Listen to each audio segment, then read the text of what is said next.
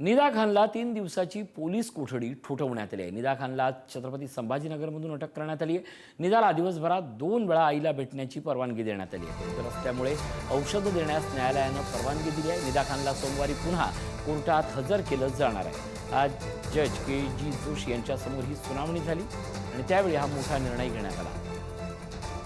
निदा खानला तुर्तास 3 दिवसाची पोलीस कोठडी देण्यात आली। पीडिताला मलेशियामध्ये इम्रान नावाच्या व्यक्तीमार्फत जॉब देऊन पुढे पाठवायचा विचार होता। त्यात काय मनी ट्रेल आहे, यात मालेगावची पार्टी कोण आहे, मनी ट्रेल काय आहे याबद्दल सखोल तपास करणं आवश्यक आहे। तसंच तपासात एक माजिद पटेल हे नाव नव्याने निष्पन्न झालेलं आहे।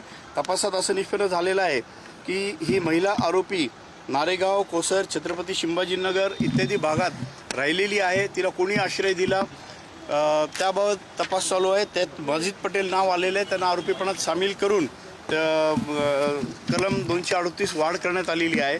हा सगळा तपास विचारात घेऊन 11 तारखेपर्यंत या महिलेला पोलीस कस्टडी सुनावण्यात आलेली आहे।